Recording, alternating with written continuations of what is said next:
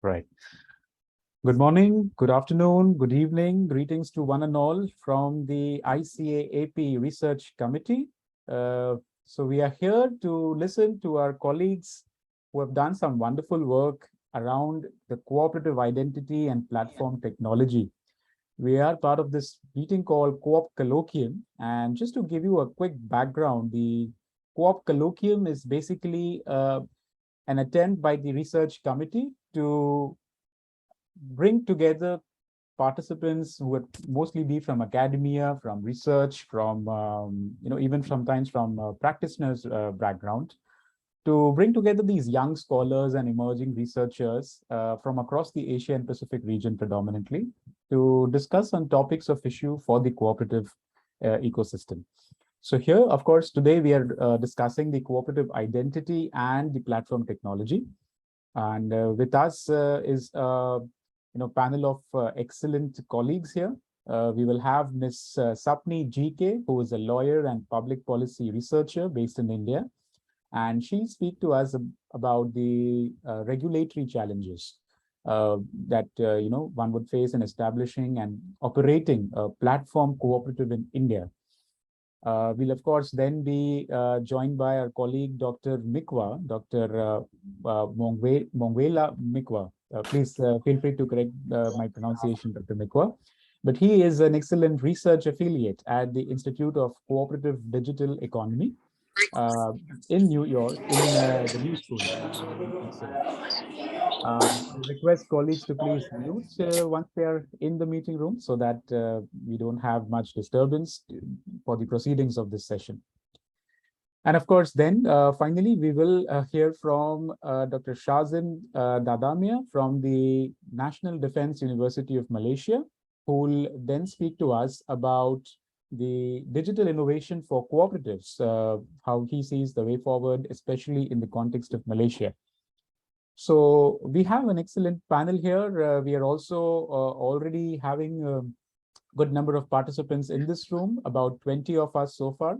Of course, this meeting is being recorded, so all the registered participants or even otherwise who wanted to have a copy of this meeting or the proceedings will be able to see the discourse and, of course, maybe contact the panelists for further discussions as well.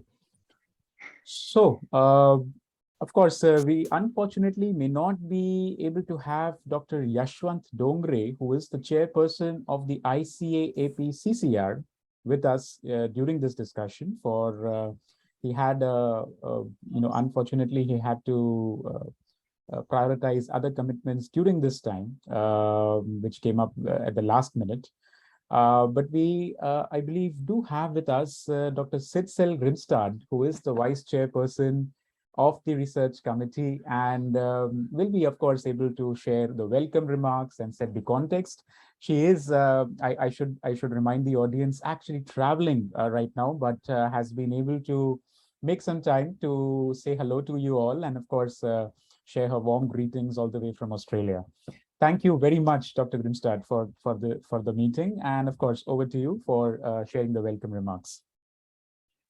Thank you, Mohit. Yes, I didn't think I was going to make this meeting, but as you can see, I'm in the airport on the phone. So, but anyway, I'm really happy to welcome you all to this colloquium. And it's a topic that I'm really interested in. I'm actually currently in a conference about social enterprises and digital platforms, and using digital platform for social good is very much a hot topic in this, has been a hot topic in this, this conference. So I'm really looking forward to your presentations today. So welcome, that's what I could say.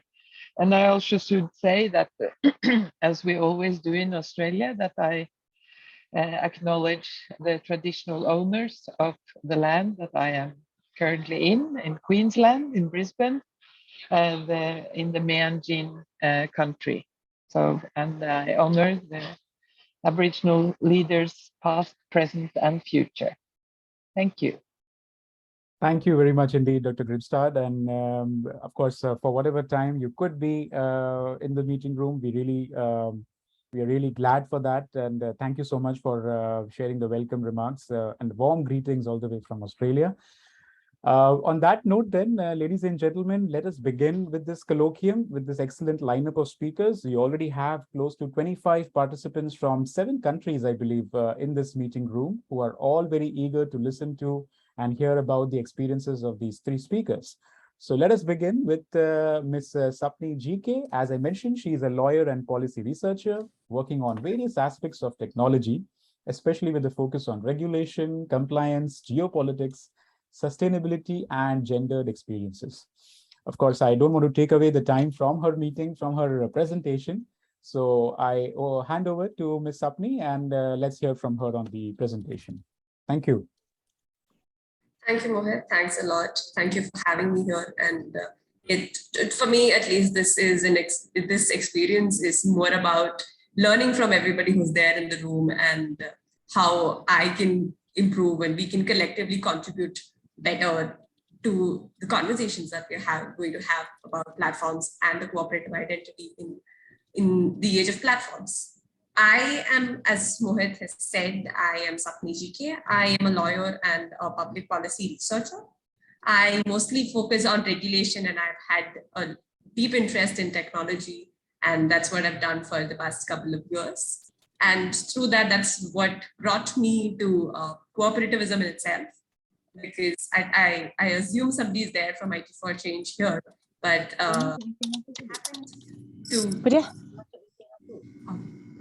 Sorry, I happened to be a part of a fellowship with the organization, with IT for Change, where I did a little bit of research, I would like to say, and digging a little deep into the idea of platform cooperativism in India and how the regulatory perspective on platform cooperativism in India would look like, and what we could do to enhance the cooperative spirit through the regulatory aspects of law and policy in India, while studying similar efforts in other parts of the globe, in Europe mostly. I did a little bit of work on Europe and things that we could learn and things that India could improve on, places where India could lead. So that's mostly what I'm going to talk about, is how, from the Indian perspective, the Indian regulatory perspective, what the regulatory challenges are to establishing and operating a platform cooperative in India. So to begin with what I mean by platforms, and I mean, I think we're quite clear on how platforms have become a very omnipresent mediating entity in our daily lives. So what do I mean by platforms? In this specific context, what I mean by platforms are those technological intermediaries that connect 2 parts or multiple parts of a market. So a lot of your examples, right from your e-commerce platforms to your ride-hailing apps to your service hailing apps, all of those come under this broad bracket of platforms. So in India, if I were to say, and the examples that I can quote are your Flipkarts and your Ubers and Olas, Zeptos, Urban Company, which again happens to be a service delivery platform where you connect independent contractors who provide services of a wide variety with the demand side of the market, which is basically the customers who are people like you and me. And in India, the way platforms are looked at, or rather the regulatory view and the policy view on platforms, is that it is the startup vehicle.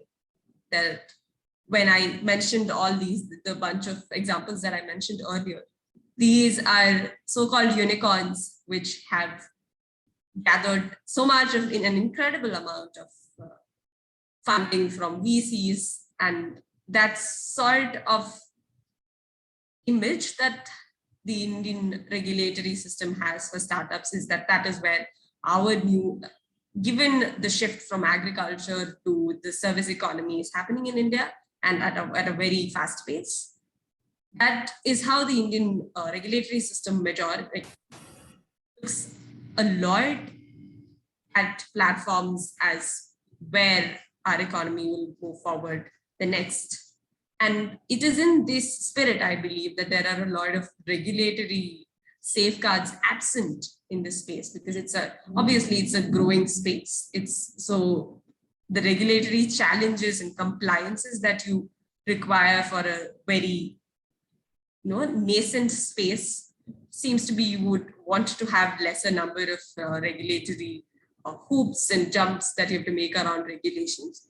But to me, I believe a bunch of these, at least a good number of these startups have been around for nearly a decade. And a lot of what these platforms are doing as intermediaries are not completely new into our economy.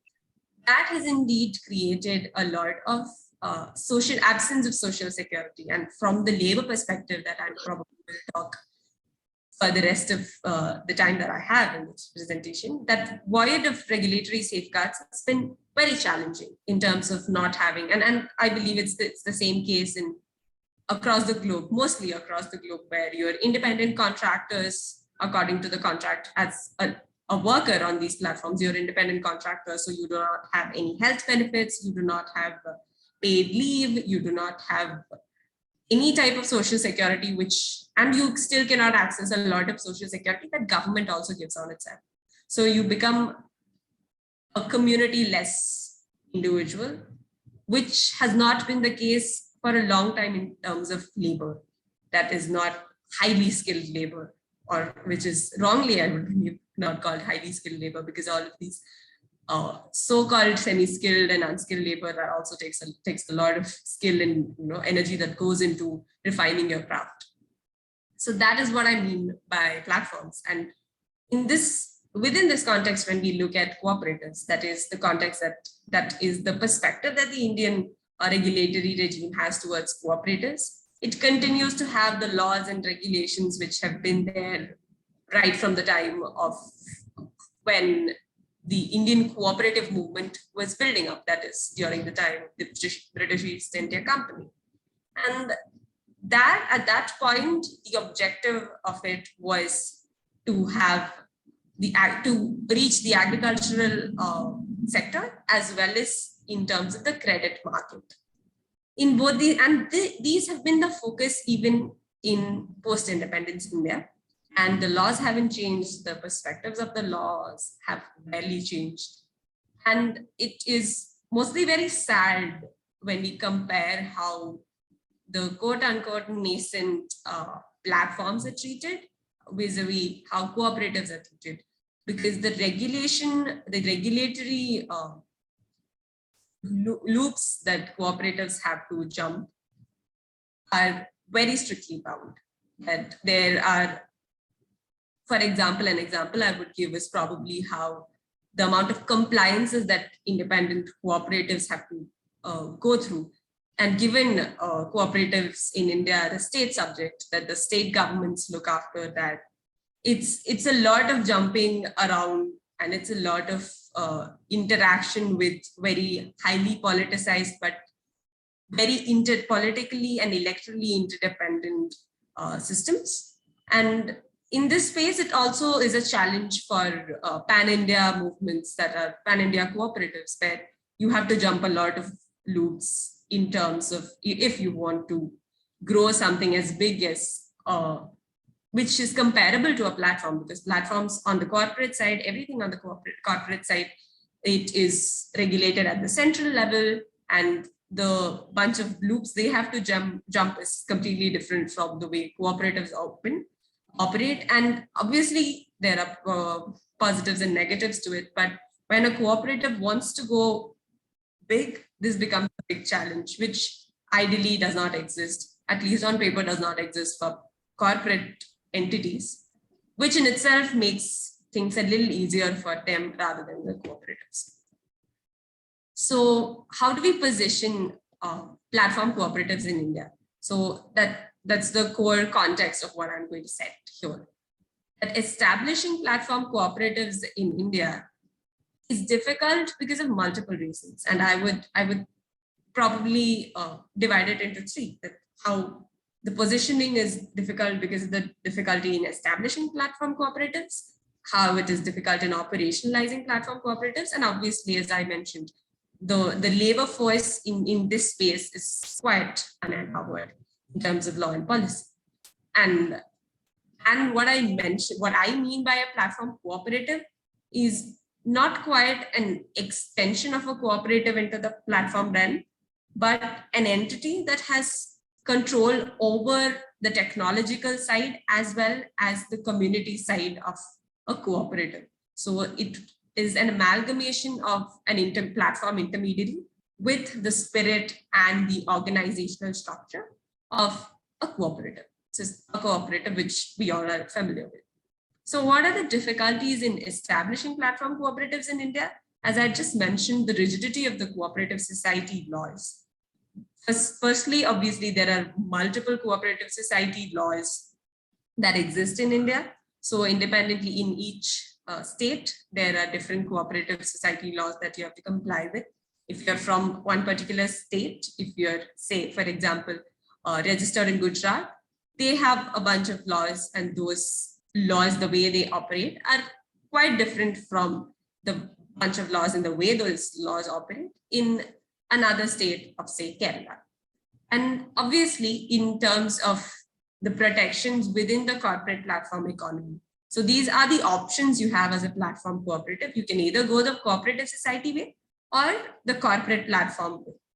So the lack of protections within the corporate platform, obviously, as I mentioned, again, there are no benefits in terms of health. There are no benefits in terms of social security. There are not even benefits in terms of having paid leaves, and obviously there are a lot of extra financial commitments that come for workers if you're a part of these corporate platforms. So for example, if you are a part of, say, a ride-hailing app in India, you are to subscribe to them, you are to have a lot of financial exchanges with them where you are the person paying them money to be a part of the workforce that the platform has, that the corporate platform has, even when they do not give you anything other than the quote-unquote opportunity to work. There is nothing else that is provided. So there is a lot of lack of protections within the corporate side of platform economy. Third is how cooperative society, the politics of cooperative societies are extremely intertwined with how electoral politics works in India. And at least in the states that I have studied as part of my research, something that came up a lot. And obviously the benefit that it has of having being a very vocal voice in terms of electoral politics is beneficial. But once electoral politics is intertwined so hard into the cooperative society structures, because the said cooperative society laws in our country are heavily pro-bureaucracy, the electoral politics reflects in the bureaucracy that is created within cooperative societies. So there are external members that are added, if not cooperative members, but on the advisory side, or rather on the management side from the government, there are in multiple states, there are people who ex officio members who exist in the management system of cooperatives, where there are a lot of imbalances and it does not go smoothly with the objectives of a cooperative society in itself. So that becomes, there is a lot of scope for friction, and that friction turns into unnecessary amount of cooperative societies being bullied by some of these when there are changes in political parties who are in power, etc. And the fourth question obviously is of funding. There are a lot of funding challenges in terms of how platform cooperatives exist versus how corporate platforms exist. Corporate platforms obviously are funded by venture capitalists, etc. But in cooperatives, there is very less funding because in the initial days, I think the first 2 or 3 5-year plans of the country, cooperative sector was really looked into as a vehicle for social progress, which sort of then gradually decreased. And there is an increased interest in the space from the central government and some of the state governments over the past couple of years, particularly through the pandemic. But currently, the system is rigged against cooperatives and then by extension against platform cooperatives as well.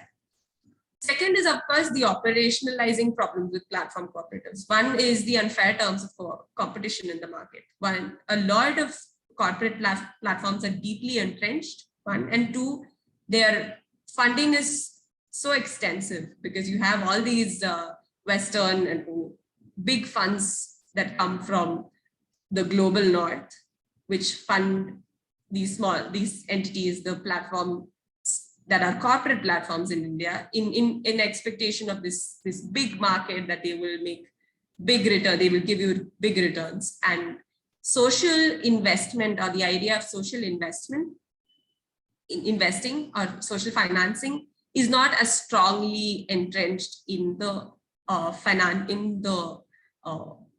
regulatory side in India. The regulatory perspective on social financing is quite weak or not evolved yet. So there are, while social financing and investing in terms of for social benefits is something that's catching up, just like how green financing is happening, that's not quite easy to do in India. So there are very little opportunities for somebody or a group of workers who want to start a platform cooperative. There is very little opportunity for them to actually gain the capital to do that. And second is siloed tech infrastructure. So all of these, if you're a platform cooperative, and given how a lot of us have become used to the benefits that we get or the ease that platforms have brought us, it's very difficult to go back to how we were. And it's only easier, at least to me, I believe, that to correct the imbalances that we have right now is easier than going back to a situation where we probably do not have the ease of platforms that we are already used to. So, but there is the problem with platform cooperatives being helmed by workers, being helmed by corporate members, is that we have very little access to the tech infrastructure that is necessary to build this up.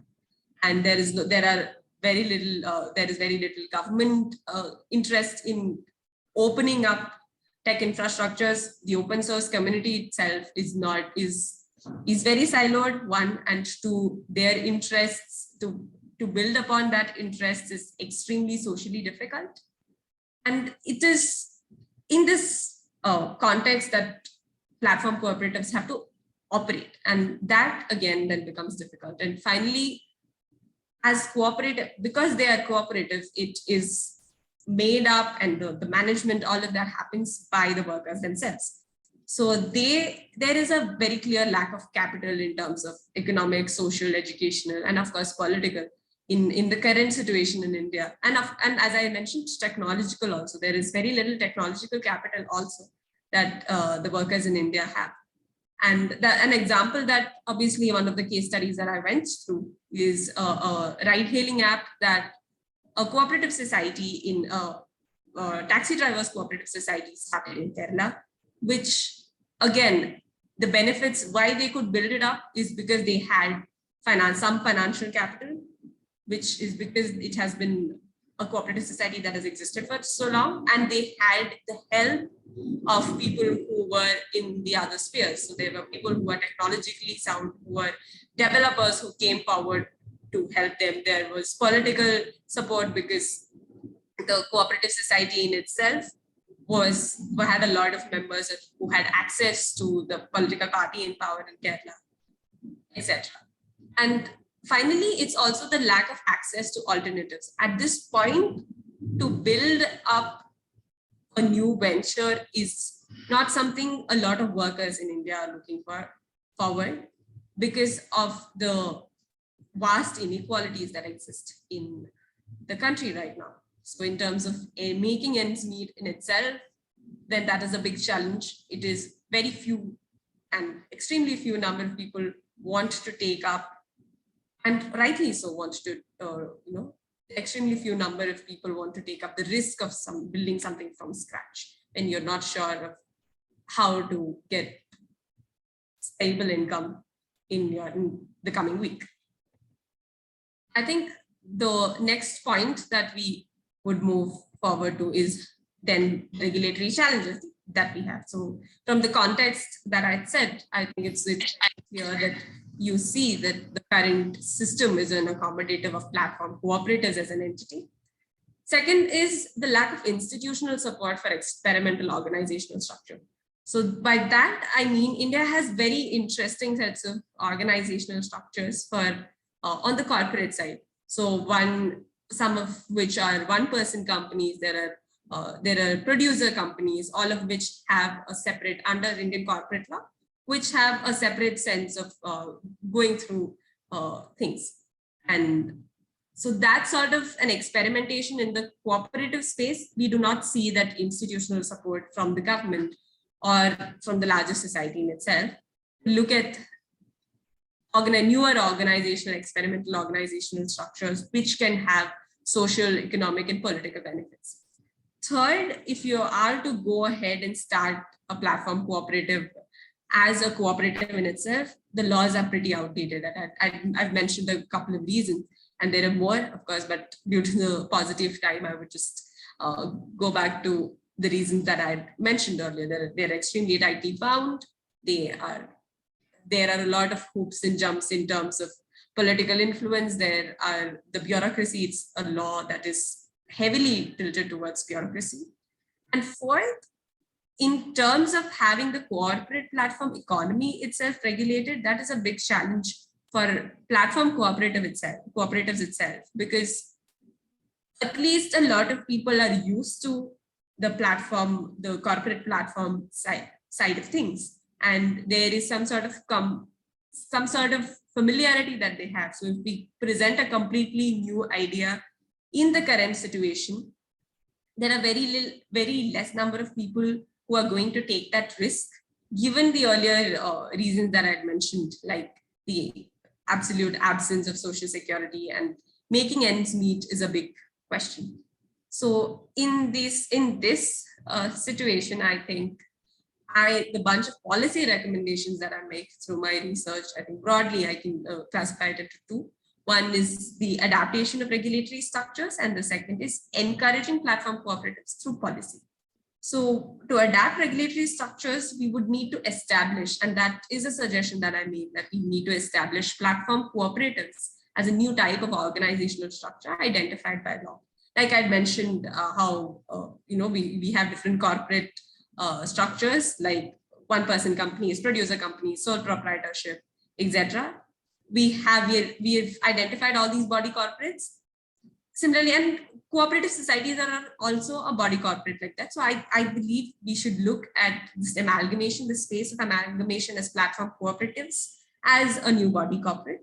I think that would help us. And second, that the regulatory framework around corporate platforms and cooperatives themselves have to be changed. So we are going to look at the confluence of these two areas. I think it would also help to build this entire structure, entire framework, that we improve the regulatory framework around corporate platforms and cooperatives themselves.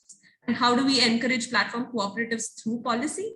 First is to provide regulatory incentives, like ease off the regulatory challenges in social investing in maybe the governments can also go ahead and create funds that are for experimentation by workers, like a ride-hailing app, or give technological support, etc., for worker-led platform cooperatives. And that again would be the technical assistant to worker-led platform cooperatives. India has a lot of digital public good initiatives, which we don't see, but most of them are in terms of which cater to either the urban consumer or the urban user, while the labor part, the worker and laborer aspect towards technical assistance or public good, digital public goods is comparatively weaker. So I think India can also provide technical assistance in terms of being government funding, be it government agencies that help in setting up these initiatives, etc. And I believe all of these can help us redefine the cooperative identity in a platform cooperative, through a platform cooperative model. That would be it from me. And again, thanks to Mohit and Shivali and the entire team at ICA-AP. This was a great opportunity. That's it from me. Thank you. Thank you very much, Sapni. I think this was a wonderful presentation, and again gives it's a very good perspective, broadly speaking, for all our participants here who may not be much aware about this ecosystem in India. It gives a good context setting and landscape of what cooperatives, or rather platform cooperatives, are doing and the kind of issues and challenges that they're facing right now. In fact, Dr. Sitzel Grimstad has had to leave the meeting for her travel, but then she also made sure that she texted me and reminded me to acknowledge the good presentation that was being made, and especially, if I may just quote in her words, it says it's really interesting presentation that's going on currently, very important to unpack both what are the issues within platform cooperatives and also compare it with corporate platforms. When we see the problems, only then can we start doing something about it. I hope you can convey my appreciation for her presentation. So thank you so much, Sapni, for the presentation. I'm sure there might be some more questions or feedback or reflections on it. Please feel free to put them on the chat box here so that maybe Sapni could respond to you already on the chat. While we now move on to the next presentation for the day, also cognizant about the time, we have Dr. Wongela Mikwa. Sorry if I may be pronouncing it wrongly. Dr. Mikwa is a Kenyan citizen and a research affiliate at the Institute of Cooperative Digital Economy at the New School in New York. He, of course, has several scholarly publications in the areas of his research interests, mostly in journalism and communication. So, Dr. Mikwa, we will go through your presentation, and maybe I'll probably share my screen, and you could let me know if you would, when you would like to move the slides. Let me try and share the screen. Are you able to see my screen? Yes, I am. Thank you. Okay, over to you, Dr. Mikwa. Thank you so much. Thank you so much. First of all, I start by introducing myself. My name is Wongela Mikwa. You did pronounce it quite well. From East Africa and the Republic of Kenya. A little bit background about myself is that I am a journalist by profession with a lot of research interests on matters, cooperatives, and digital economies. And I have been a fellow at the New School at the Institute for Cooperative Digital Economies, where we have done a lot of work with the New School there around the platform economies in Kenya and around Africa. And from Kenya here, it is a good morning. And from wherever you are, good morning, good afternoon, good evening. So we start by looking at some of the key issues that this paper tries to examine.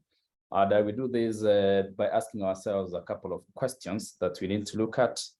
And the first question we're asking is whether economies in less developed nations are faced with the low-paid informal work and youth unemployment. The answer to that question moves to yes, because most of these third world countries that are developing or that are less developed, they have issues with the employment in terms of salaries and wage bills, and a lot of youth unemployment coupled by surging populations in those countries. Then we look at some of these challenges and ask whether these challenges have mutated into issues of poverty, the crisis, especially when you look at the political aspects in some of these countries, when there is absolute poverty and there is a lot of youthful unemployment. What exactly faces some of these countries? And you've seen some of these uprisings, sometimes political uprisings, economic issues, and insecurity. So what could be the solution to some of this? The other question that we would ask ourselves is whether the internet, as it were, could be rebooted to help in looking at some of these solutions. And if the internet could be rebooted, Another big question we ask is who owns the internet, right? And what benefits do they accrue from the internet? Is the internet owned from a capitalist perspective, or it is owned from a social perspective? And if this internet was owned from a cooperative perspective, what kind of an engagement could we have as cooperatives, looking at some of the principles of cooperatives or the philosophy that the cooperative is?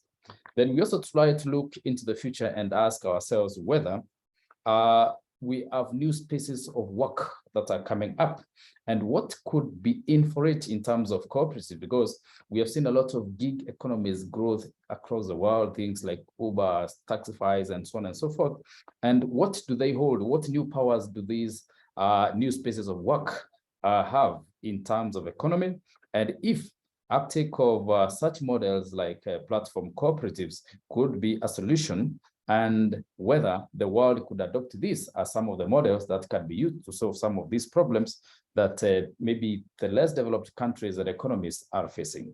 Then the question is, what is the future and by nature, and what is the sustainability of platform cooperativism into the future if we are going to have better participatory economies or social economies, and whether the potential of contributing to sustainable businesses and solutions in some of these nations is the way to go by. And as such, we are saying that platforms are taking shapes across the world, and they're contributing to the economies. Then the next question that we are trying to look at, is that whether cooperatives can be reinvented alongside the cultures surrounding the internet, because everywhere, wherever you are, who owns the internet? For example, the platform that we're using, is it a COOP platform, or it is another platform owned by other things? What if cooperatives own platforms such as the ones that we're using for such meetings? What could be there?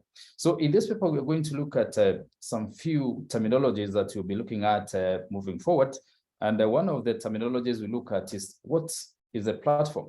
And we are saying that for the purposes of this study, we'll be looking at either hardware or software that can host an application or a service. Then issues of cooperatives, all of us, I believe, are conversant with what co-ops are. And at the same time, I will look at a concept of what we refer to as a demographic dividend. And we are looking at growth in economies and the resultant benefits to the future of their populations. Then we also look at the issues of the internet, and maybe again look at the principles of cooperatives. Those are the fundamentals of the principles of cooperatives. So this paper that the approach of this paper is that it has used mixed methods, that's both qualitative and quantitative, and the aims were to explore what is the future of these platform co-ops, and we try also to assess the concept of cooperatives and the platform techs today and in future. So then let us move now to the gist of my presentation. And I ask, why are we looking at co-ops? Why are we looking at techs? And why the future? Now, research has shown that cooperatives provide decent work. They match workers and customers' needs, and return greater share of income to workers, increase worker protections, and develop resilient communities. So the argument in this research finding is that if workers in tech economies, in gig economies, could be organized into worker cooperatives, they would benefit much more. They would accrue more benefits if they were organized in terms of cooperatives, as compared perhaps to gig economies, to platform techs that are owned perhaps by an individual or maybe by institutions, as compared to its being owned by the workers themselves. But one of the biggest challenges perhaps that we have in countries like Kenya and most nations in Africa and most less developed countries is that the issue of the platform techs hasn't taken off clearly because of a number of challenges, including the cost of the internet infrastructure itself, and perhaps even the information about such models that as they pick up in other parts of the world.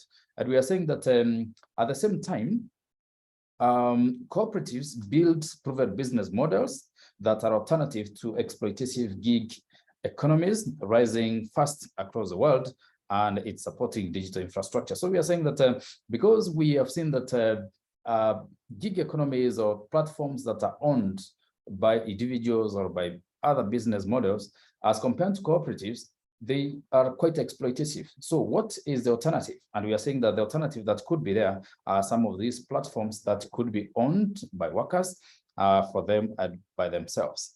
Now, and more specifically, we are saying that, for example, if you look at a case in Kenya, if this business model were to be replicated here, and I will give an example of a platform tech that is revolutionary across the world called the M-Pesa, M standing for money, and Pesa is also money. So mobile money, M, mobile, Pesa is money. So this platform owned by a giant tech company, in a day transacts millions of dollars. In a year, they make billions of shillings or hundreds of millions of US dollars. So we're asking the big question. Suppose such platforms were owned by cooperatives, what would be happening in terms of sharing the dividends, sharing the profits that come out of these, and even in terms of creating employment and having the ease of labor?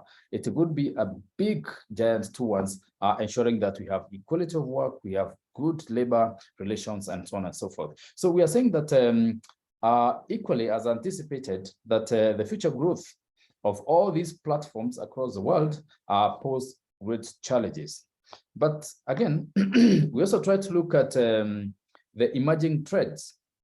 For instance, in the year 2019, in East Africa comprises of about 6 countries here, we had about 365 unique operating platforms that represented about that 7% increase for that particular year.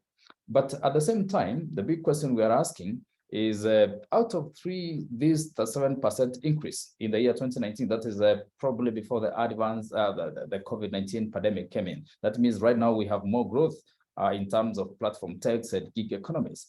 Do we have any study that has pointed out of all this growth, who owns some of these platforms? So it has pointed out that we got almost, if anything is to go by, none of these platforms is owned by perhaps a worker cooperative or by a cooperative. Then that spells the doom, because across the world, the workforce has been forced to go online, to go to platforms. But as the cooperative movement across Africa or across Kenya woken up to this reality that they need to transform their businesses, that they need to go online, that they need to form worker cooperatives, because as it were, various scholars have always argued that cooperatives normally remain resilient during times of crisis, and as we have seen. But suppose these cooperatives were organized into these worker cooperatives, they were on these online techs and gigs, they could be stronger together more than it were during the times of this. And then at the same time, we are saying that the Africa's platform economy continues to grow, but new players are entering the market, providing more diverse choices and opportunities for individuals, resulting in intense competition for incumbent platforms. So this is just a wake-up call to cooperative movements across the world, not only in Africa, because tech giants are taking over the world. So what can the cooperative movement do? So that means they need to do a lot of work and see what gaps exist in terms of policy and legal issues across nations. They might not be uniform, but something still can be done to ensure that some of these aspects are looked into, and that cooperatives move towards the platform, irrespective of the challenges that they face. Then we ask another question. Is there any need to reimagine the platform techs or the platform cooperatives? Now, as I argued earlier on, best practices across the world or worldwide, there is an immense technological growth, and organizations, institutions, and individuals have been pushed to adopt ICTs. When I talk about ICTs, I'm referring to the information and communication technologies where these platform techs are. And this one has taken over operations of most institutions, especially looking at the Internet of Works, the future of works, looking at issues to do with the communication. So we're asking, do we have institutions? Do we have individuals who currently, irrespective of the cost of the internet, the cost of the infrastructure, the inavailability of some of these things, and maybe government grants and so on and so forth, do we have institutions that have not woken up to this reality that the world has moved on? So is there anybody who has been left? Has the cooperative movement been left behind? And then if the cooperative movement does not wake up to this reality that the world has moved on, that means we might have some challenges in the future. So we are saying, as a growing sector, cooperatives are facing the wave of low-wage work and the need to come up with the solutions to these emerging challenges. So institutions are cutting costs by adopting ICTs, by going to the techs, by going online. What then is happening to the cooperative movement? Individuals and companies are moving that direction, but as the cooperative movement smelled the cup of coffee had woken up. So, but then when we are talking about these platform cooperatives, these ICTs, these emerging technologies, what is it that we are looking at? We are talking about the convergence of the 21st century technologies that are rich, that have global heritage of the cooperativism. Can we now have these platforms, these technologies moving towards the spirit of the cooperative philosophy? Now, if we had to rethink the future of work, the new workspaces, and the new models of work, can this be a solution to an employment crisis in Africa? Can this be a solution to the youthful populations that have no employment, that have no jobs, that are facing low paid and informal work? Yes, it could be. Now we look at what scholars and COP activists are trying to argue and assert, that this is a radical transformation of organizations in the emerging technologies among cooperatives. It's time to redesign the community with the community wealth in mind, because the big question is, we ask, who owns the world? Who owns the cooperatives? Who owns the work? Who owns the future of work? And who owns this space?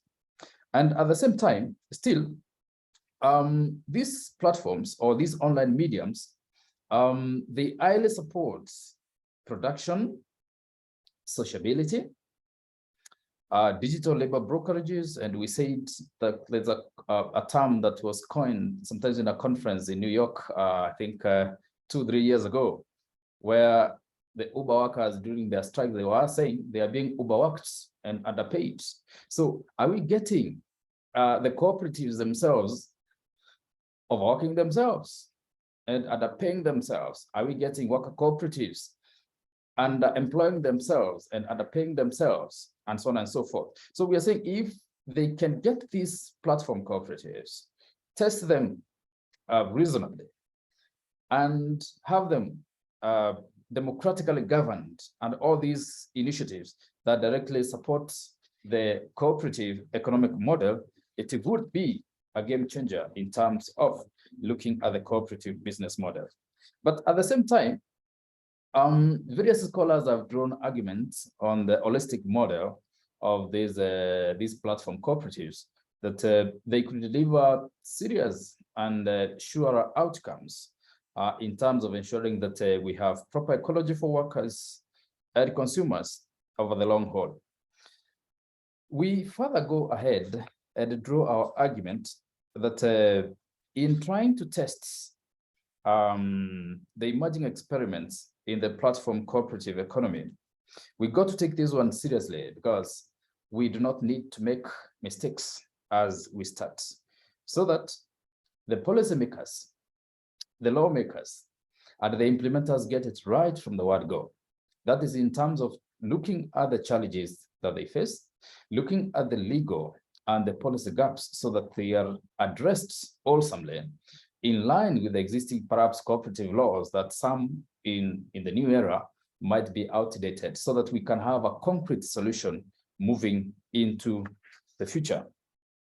However, if again, we look at the rich heritage of cooperatives, and I'm certain everyone has studied the history of cooperatives and the emergence of this, and looking at the promise of the 21st century technologies, platform cooperativism, as it were, as examined, is a new call to a new online economy, from the economics of monopoly, exploitation, and surveillance to a world of equality, where there is equal pay for equal work done.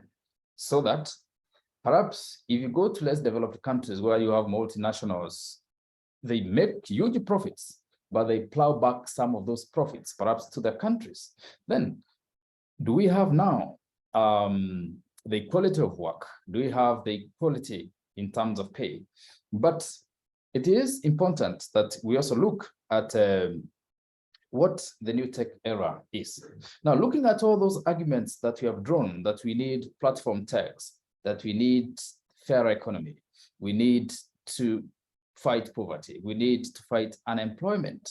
What then should the cooperatives do to ensure that they be part of the future? And the question is, can cooperatives find a clear convergence point to the question of the internet culture? And as such, the internet culture and the future of work is the new zone for the workspaces. We could argue that, based on this assertion, that this culture invisibly will provide a tech space with a huge solution to the future of work. Thank you. Thank you very much, Dr. Mikwa. A very interesting presentation, and indeed builds upon some of the larger questions that we've all been asking about, indeed, how do we integrate the 21st century technology and skills and entrepreneurship with the rich cultural heritage that we all have with cooperativism. And of course, it might be very interesting for the participants to look at your presentation as well, or the final paper. So in case it's possible to share later on, maybe with the audience here, or you could share it with me and we could pass on to the audience and the participants, that would be also very useful.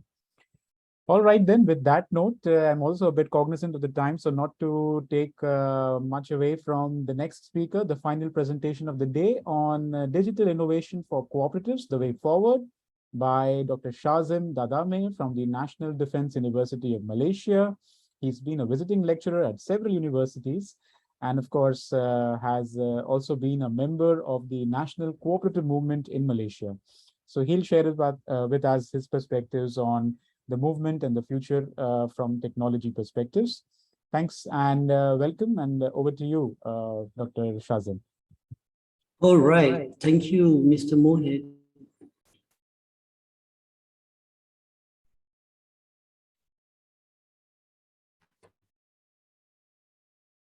Okay, I hope that you can see my screen, yeah? Yes, we can. There might be slight echo in terms of your voice, but that should be fine, I guess. Okay. Yeah, this is better. This is better, yeah? All right. Hello and good day, professors, doctors, ladies, gentlemen. I can see some of my teachers here, some of my students here. Thank you, Mr. Mohit, the organizer. Thank you, my esteemed colleagues, Dr. Mikwa and Ms. Sapni GK. I am Shah Azim Ibadullah Dadamia, or you can call me Sky, S-K-Y. So the topic digital is a buzzword now, isn't it? Digital technologies contribute to the transformation of large parts of our economy and society. Not only do the 5 most valuable companies in the world belong to the digital sector, also the nature of innovation itself has undergone a digital transformation. The importance of classical product innovation has been reduced in favor of new business models enabled by digital technology platforms, as mentioned as Dr. Mikwa just now. Besides transforming business models, digital innovation also leads to a changing entrepreneurial culture.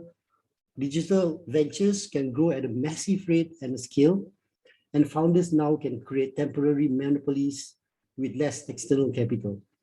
Question is whether this will increase or decrease social welfare, employment rates, and overall quality of life. This is all subject to the ongoing debate. Today, I am going to share my perspective, some analysis, some ideas, and my little research contributing to the discussion of how do cooperative move forward, maybe with digital innovation. Yep. So first of all,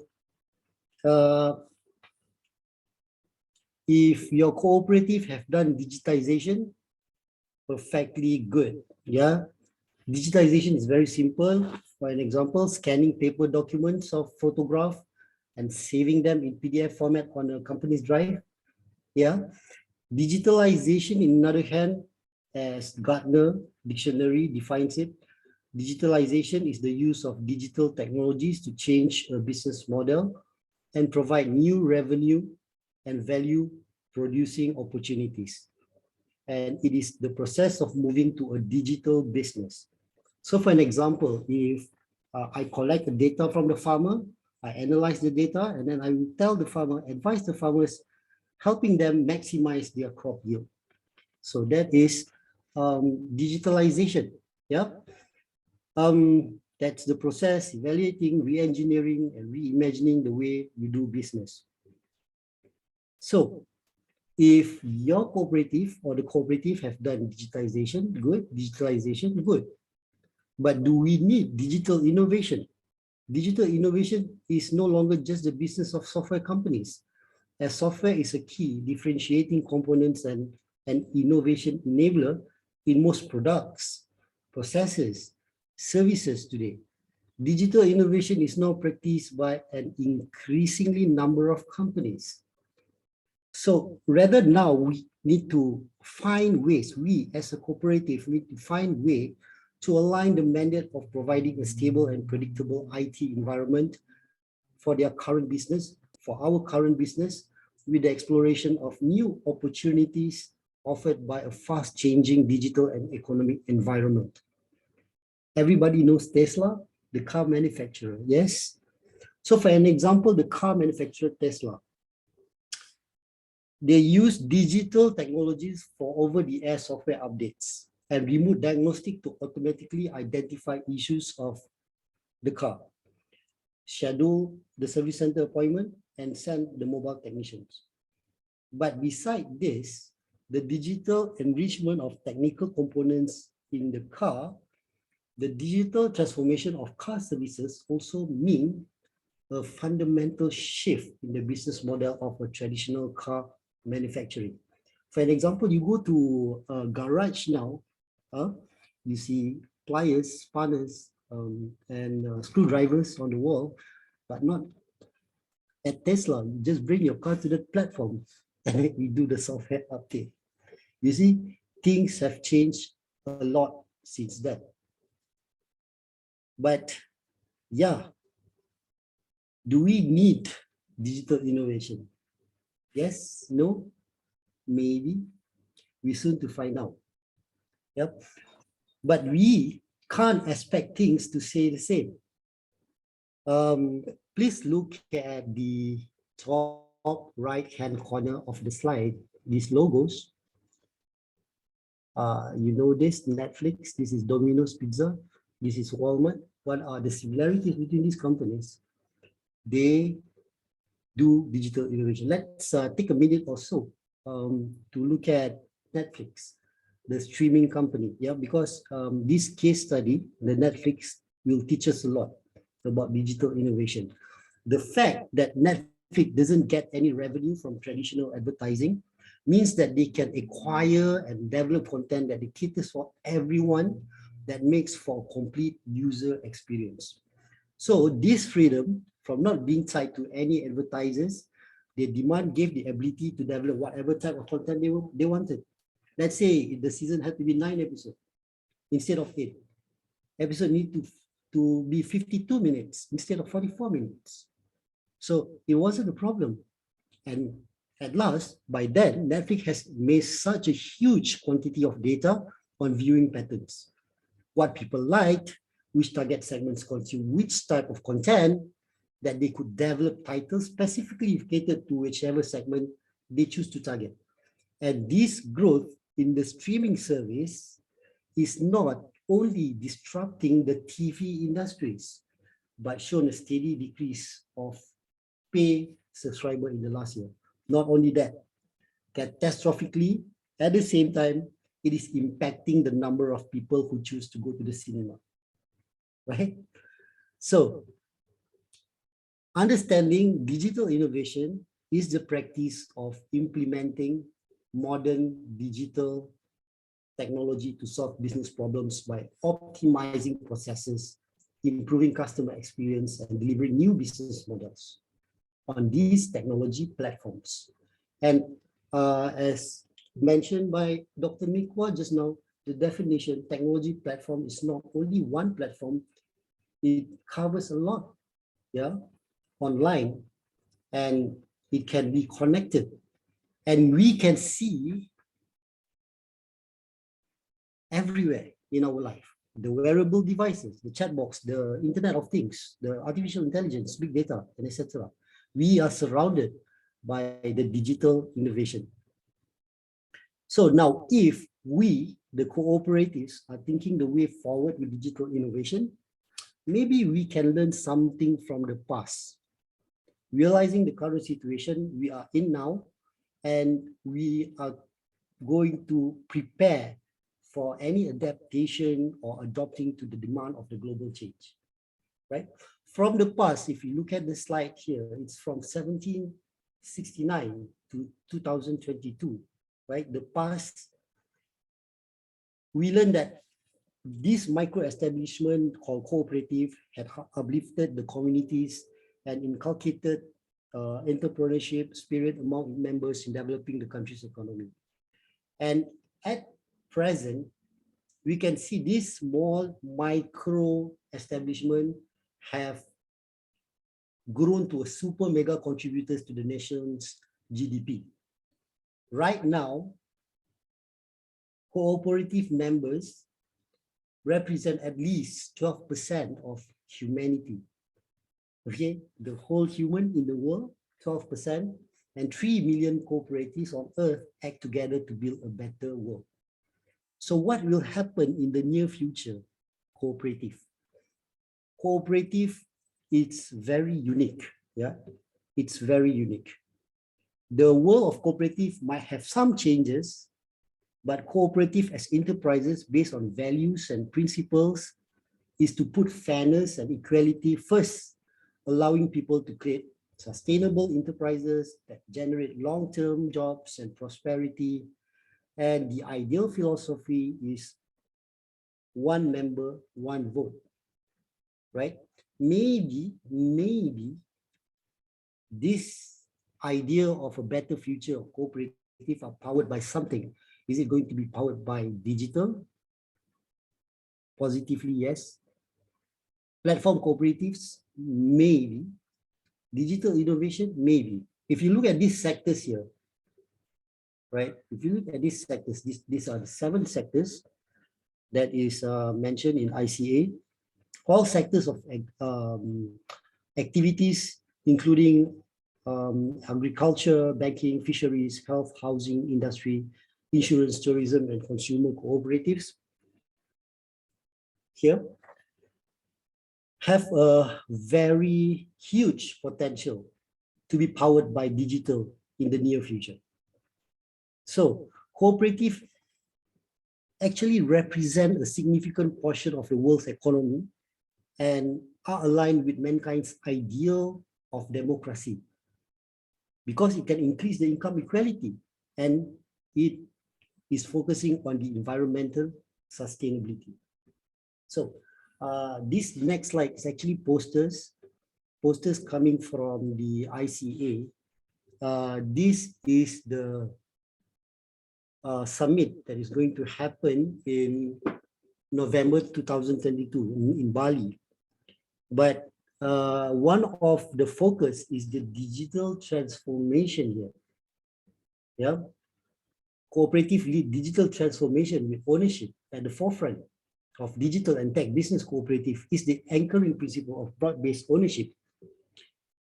What catches my attention here, and I think this is very, very thought-provoking, is the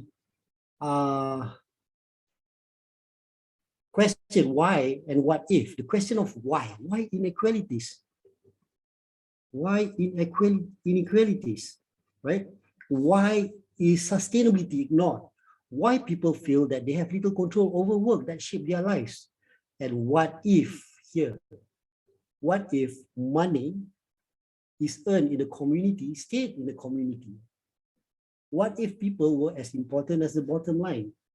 What if our children didn't have to choose between good deed and good deal? So the questions are very relevant because after understanding the cooperative business model, we should see that the way cooperative conduct business could fundamentally reshape the future. So what if we stop saying what if and we support the cooperative business model, right? Okay, here are some statistics, and I know some from the audiences that want to see more of figures rather than text and posters. If we look here, these are the top 300 cooperatives and mutual report, a total turnover of 2.18 trillion, that is 2,180 million. Yeah, based on 2019 financial data, and these organizations operate in various economic sectors, which insurance 102, and agriculture 98, enterprises leading the list, wholesale and retail. Trade represents the third biggest economic sector, that is 55 in the ranking. So this year results show that at the global level, the large cooperative groups are holding their own and turnover is growing slightly, but still okay. The top 300 ranking based on turnover, the largest cooperative are performing well. And you can see from this map, from America, USA, it's 75 enterprises that made it to the top 300. And Europe, France, and Germany, 35 and 31, and Japan, 26. So basically, most of the top 300 enterprises are from the industrialized countries, such as the USA, France, Germany, and Japan. Can we see India there? Yes, that's three. Three enterprises, good enterprises, made it to the 300, and Malaysia, 1. Okay, so if you look at the type of the top 300 turnover, the type of the enterprises are producers, mutuals, consumer, or user. So what can we learn here? These data, right? These data and ranking, actually we can analyze this and put it side by side with this situation and consumer behavior. towards utilizing the digital platform during the C-19 pandemic and the year after. So these are the percentage of internet users aged 16 to 64 who say they expect to shop online more frequently even after the pandemic ends. As we observed, just now we have USA, Japan, Germany, and France, and USA being the largest number of enterprises that made it to the top 300. And there's 36 people, 36% from a total of 100%, that is less than half, is going to expect to shop online more. Okay, shopping here can be a shop a product or shop a service. Yeah. And how about Japan? France, the second one, 35, only 28%. Germany, 31%. Japan, 23%. You know, for the podium, for the podium means the top three. There are two French financial institutions. There is Cooperative Identity Agricole and Cooperative BPCE. That is number 1 and number 2. Number 3 is German REWE Group. German here is 31%. Yeah. So what is the significance and the relation between the number of cooperatives that made it to the 300 and also the internet usability? So the question that we can ask here, either the cooperative doesn't need to spend more resources on their digital initiative, including digital innovation, or this is the best time to instill the digital roadmap. Because in comparison, there is a case where we can see the top here is India with 59%. And as a result, in the top 300 ranking, based on the ratio of turnover of GDP per capita, which relates the turnover of the enterprise to the wealth of the country, there's 2 Indian producer cooperatives reach the 1st and 3rd position. That is IFFCO and Gujarat Cooperative Milk Marketing Federation Limited. You see, between them, in the 2nd place is the French Cooperative Identity Agricole. That's the 2nd one. And the 2nd one is really not really pushing digital to its end user. Okay, so we can learn something there. And if you look at this COVID-19 impact on economic e-commerce transaction over here, you can see the first in the list just now. The first one was insurance, the second one was agriculture, and the third one was retail. Insurance 102 top. The first one, you can see it increases by 25.9%. And we look closely here for agriculture. It's almost close to no avail, right, for agriculture. But if you look at the rest, there's so much potential for retail. Correct? Okay. So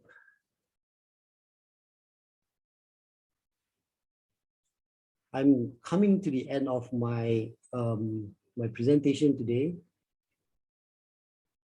In the poster, there were one phrase there saying that think global and act local.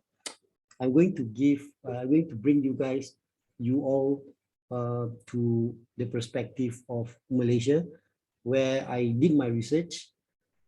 And in Malaysia, we are so blessed to have the cooperatives in Malaysia governed by the Ministry of Entrepreneurs Development and Cooperatives.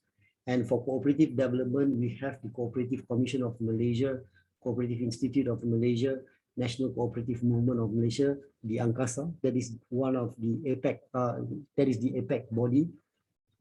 And together, the national agenda, that is the blueprint of cooperative until 2030 was done, and it is DKN Dasar Koperasi Negara and the transformation of cooperation. And in that plan, moving towards 2030, the plan outlines 5 thrusts: the inculcation of shared prosperity value, strengthening the legislative system and governance structure, development of talents and human capital, creation of a sustainable business environment, and the empowerment of cooperative government body. So how to strengthen these 5 thrusts? It includes 20 strategic steps and 36 programs and activities to steer the development of a more progressive and competitive cooperation movement. But by saying this, it made me wonder, because there is a gap. The research found out there is a gap in the domain of knowledge, which scant literature will not be able to provide the factors that relates to digital innovation. Therefore, I did a research and found out that there is a mediating impact of digital innovation on cooperatives in Malaysia, right? Looking at digital competency, digital directions, resistance, and governance support. So the design and methodology approach for this study is a quantitative study, and this study will test a new conceptual framework using a survey of data of more than 360 cooperatives in Selangor, a state in Malaysia, Kuala Lumpur, the capital of Malaysia, and it is registered under the APEC body. And the research employ the SEM, structural equation model, analysis from PLS, the partial least square method. And in the findings, it is found that digital direction and digital competency have positive effect on digital innovation, and also that digital innovation mediates the effect of technology orientation and digital competency on financial and non-financial performance. So I guess that is all of my presentation for today. I thank you very much for the opportunity given, and it is a splendid experience. Thank you, Mr. Mohit. Thank you very much, Dr. Shazim. Indeed, a wonderful presentation and gives a good global perspective about the way cooperatives themselves are staged as on date. And I mean, the presentation is only testimony by the fact that we have, in fact, more or less the same number of participants throughout the whole discussion, throughout the whole day. We were about 23, 24 when we started. We are rather more, at 30 participants right now. And at the peak, we were at 33 participants from 9 countries. That speaks volumes about the rich value add that was in all the 3 presentations. So thank you once again for all the speakers. I'm aware of the fact that we are a bit behind schedule. So sorry, in fact, for not being able to keep the time, but glad that most of you were able to stick to the schedule, and still we had this very useful discussion around the cooperative identity and platform economy, or the platform technologies. Of course, we will be in touch with you by sharing the recording of this meeting and also the presentation slides. In some cases, wherever there are more materials to be shared, maybe the research paper itself or the abstract of it, we will be, of course, sharing that with you as well. I again take this opportunity to thank all the 3 speakers for their participation and sharing their thoughts and views, very critical for the movement right now. And of course, we will make sure to continue these discussions throughout the time that we have. I'm not sure if anyone has any pending question, anything that one would like to ask, maybe to the 3 speakers or to anyone in the audience as a reflection of these presentations. We have the time to take 1 or 2 questions or comments, or else I'm afraid we'll have to call it a day for now. So any presenters, any speakers, anyone from the audience, please feel free to raise your hand or maybe just unmute yourself and share your thoughts. We can spare a couple of minutes for that.